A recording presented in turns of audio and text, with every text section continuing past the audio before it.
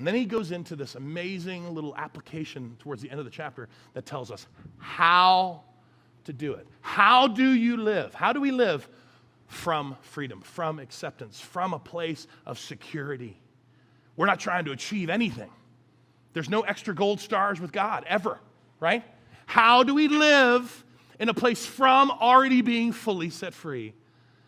As I think Chris even called it grateful obedience. How does that happen? How do we do it? Well, Paul does the worst thing. He gives us the answer none of us like, okay? And here's his answer. Here's his very simple answer. How do we live in freedom? He goes to verse 16. He says, I say this, let the Holy Spirit guide your lives. That's it. The rest of the verses to the end is commentary to that statement. Well, how do we live in freedom, Matt? There's got to be some expectations. There's got to be some guidelines. There's got to be some rules. And the reality is there's just not. He says your freedom comes with this relationship where you let the Holy Spirit guide your decisions and guide your lives. That's it. That's how you live in a place from freedom. You let the Holy Spirit guide your life. And here's the problem. Most of us, I'm not just being honest, most of us go, that's awesome. I don't know how that works. Right? Just be honest. I don't know how that works. So what he does in the rest of this commentary is he gives us some pictures. He gives us some descriptions of how things are working in our lives so that we can best know how it is to live from freedom, how to live with the Holy Spirit guiding our lives. So here, let's keep going. This is how he gives the description. He says, the sinful nature, because he talked about that earlier, this freedom isn't so you can live out your sinful nature. Look, it wants to do evil, which is just the opposite of what the Spirit wants.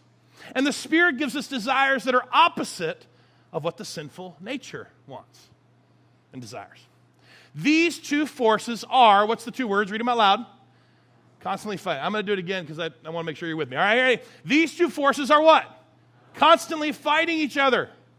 So you're not free to carry out your good intentions. Right? This is Paul's primary argument. He uses it several times in several of his letters, and he goes on to talk about the fact that, look, there's just these two things that are constantly at war. They're constantly fighting. They are internally battling all the time. So he goes, guess what?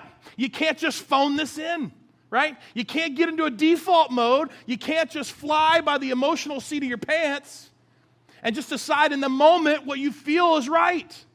You can't trust your good intentions. Why? Because you don't know which force is winning, right? I'll give you a quick example. I can be on the road. There be 1,000 cars. 1,000 cars that have passed me and driven around me and whatever. And then the one car doesn't know how to use a blinker, right? And then I respond like they've assaulted one of my children, right? Are you with me? So why can't I trust my good intentions? Why can't I just trust this emotional whim? Because I don't know who's winning. I don't know who's at 51% and 41% of my emotions. I have no idea. There's two forces that are constantly fighting. So you can't trust that. You're going to have a little bit more guidance, right? A little bit more guidance in this.